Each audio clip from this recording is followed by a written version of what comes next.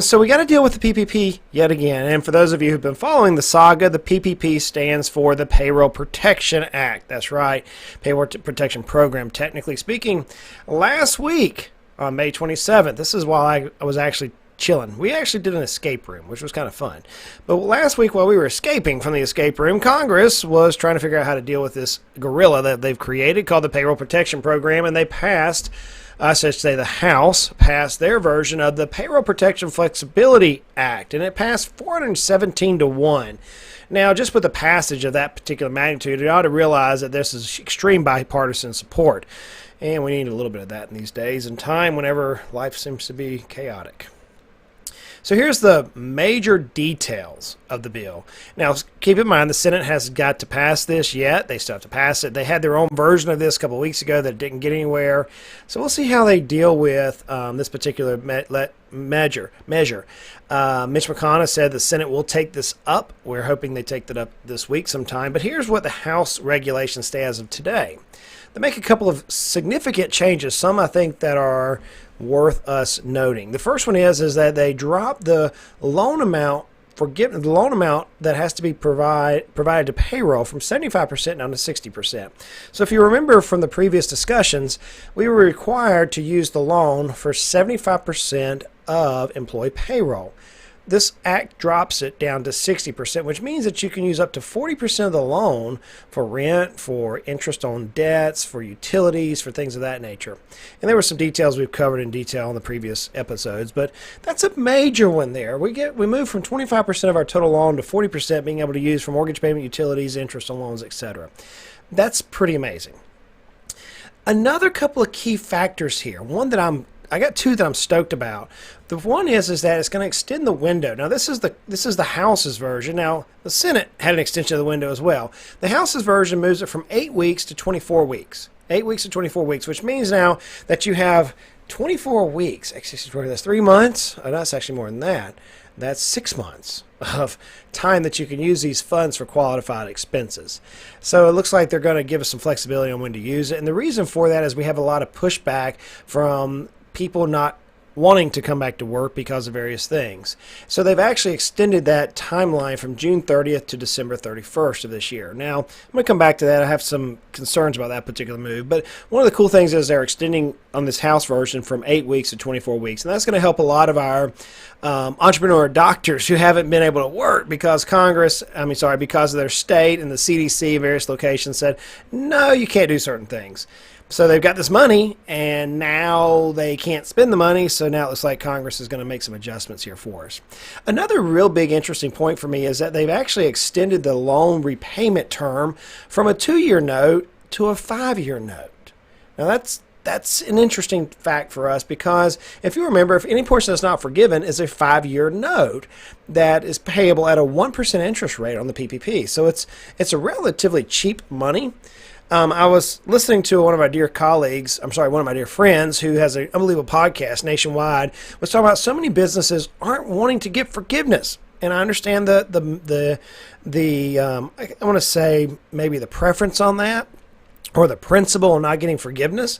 So for those individuals who just took this as a 1% now 5-year loan, it's not a bad move for you. I hope to see some other things happen, but here's one thing that I'm concerned about. And that is pushing back the deadline to rehire workers back to December 31st. You know, I could quickly get political with the best of you out there, and I find myself to be often a little bit more different than some listeners. So I've got to be careful not to try to offend. That's not my goal here. But if you think about this from macroeconomic standpoint, the idea with the original CARES Act was to get us through the coronavirus, which some would argue we're through, some would argue we're not, and was to get America back to work, to keep people employed. Well, what's happened is so many business owners around the country are trying to get their businesses started, but because of the high pay in the unemployment from the federal subsidy of the PPP loan and the state unemployment adjustments, people are not wanting to come back to work. I've actually heard a couple of people say, I can make more money on unemployment than I can working my regular job. Now, maybe that's the case. I haven't seen that personally with my own eyes, but I've heard that. The concern I have with the fact that you're going to push back the deadline from June 30th to rehire workers back to December 31st is that the business owner cannot control whenever the employees decide to come back to work. Now, they can try to incentivize them, they can do a lot of different things to try to entice them, but they can't control it. And knowing this, whenever we had the SBA's guidance on the forgiveness portion, excuse me, the SBA actually gave us an out. For those employees who felt like they couldn't come back to work, all they had to do was sign a waiver, and it wouldn't penalize the business owner in terms of forgiveness. So to me, there's more of a political play here on this particular area of the bill. It'll be interesting to see how the Senate handles this particular measure and whether they ratify it, whether they adjust it, what's going to happen from this standpoint forward. But this is a major move. And the reason why I think it's major is because the Treasury gave some guidelines on May 22nd that actually dictate how the PPP loan forgiveness process works. And it's kind of interesting. I got to shout out to somebody that, I got to be honest with you, I listened to him and I shook my head. Dave Ramsey. Justin, you love Dave Ramsey. You know, I personally apply a lot of Dave Ramsey's thoughts because they're biblical thoughts, and I believe that the Scripture gives us the ultimate guide in our life. Personal opinion, feel free to make it yours, by the way. But he made this statement that no business owner should accept the PPP because it's a loan. And I disagree with that, but that's okay. But where he made a statement when he goes, just wait and see. Are you going to get it forgiven? Well, here we go.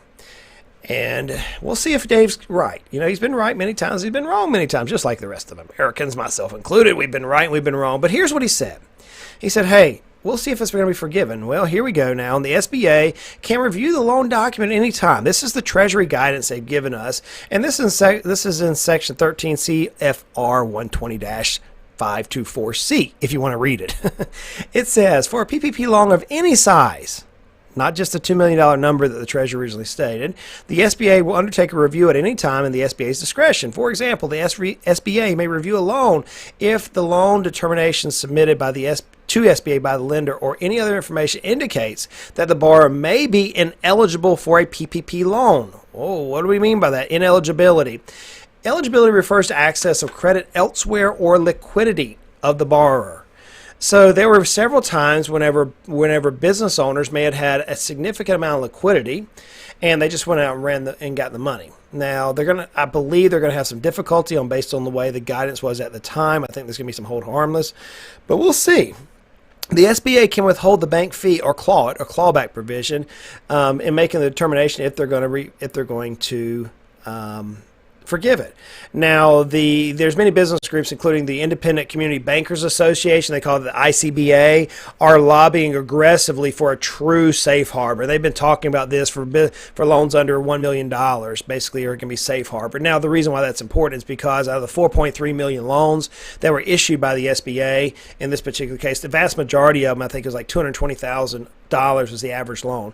There are a few of them out there that exceeded the $220,000, but that's the average loan value because it's helped small businesses. But here's where it gets interesting.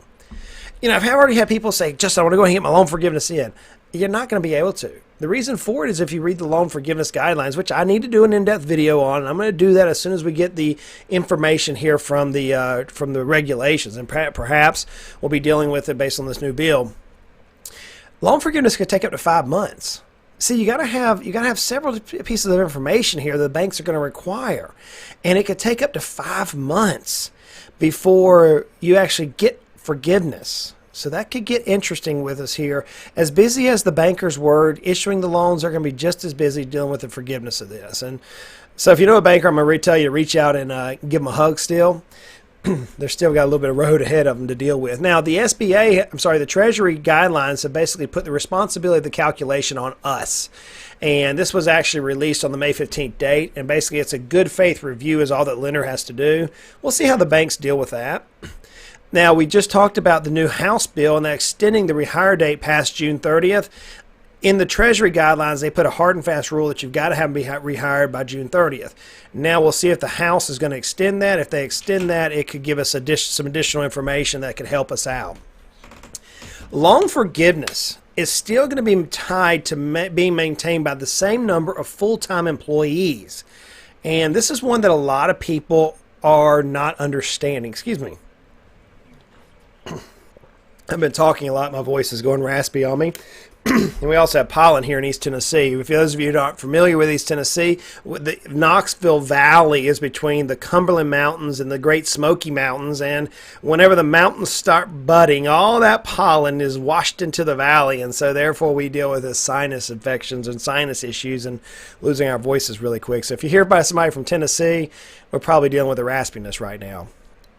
But loan forgiveness is going to be maintained to full-time employees. Whenever we dive into the loan forgiveness application, one of the things you're going to notice is that you actually have to have your employees work 40 hours a week in order to be eligible to count them as a full-time employer, an FTE, as the loan application talks about. We're going to dive into that here very soon on one of the videos to kind of walk you through how you're going to fill out that loan application or the loan forgiveness application. But you still need to make sure that your employees are working full-time. If you had 10 employees before on a particular date, whether it's early this year or late last year, you still need to have 10 employees the entire time to be maximum forgiveness. And it's going to be tied to maintain the same wages, so you can't decrease. This hasn't changed. You can't decrease your employees' wages and say, hey, I got this money and my employee typically makes, let's say, $2,000 a month. We're now going to drop them down to $1,000 a month just so I can let them stay at home and not go on unemployment. It doesn't work that way. You've got to at least you can't drop them greater than 25%. They clarified that. They also gave the guidance that we business owners or highly compensated employees cannot make any more than $15,385. That is the number in cash compensations. Now, we're going to talk about how we deal with Schedule C businesses, and we're going to talk about how we deal with the non-Schedule C businesses here in one of the upcoming videos that we have to deal with as far as forgiveness. But we've got a little bit of light here, a little bit of light. We'll see what the Senate does this week as we're tracking and as our politicians are updating me. We've got some politicians that are keeping me in the loop. It's kind of fun to be able to have our politicians care about us small business owners to the way they do. We'll see how this goes in place. So here's my key takeaways from what's happening at this point as it relates to PPP. Number one, they're extending the window of forgiveness. Both House and Senate agree on that. The House wants a 24-week forgiveness period. The Senate wants a 16-week forgiveness period. We'll see where they land on this. The House bill says 24 weeks of eligible forgiveness. Number one. Number two, the House put in place that it's going to extend the loan payback provisions from a 2-year note to a 5-year note. That's pretty amazing to me. That's a really, really interesting move. What I hope, please hear me, politicians, please hear me.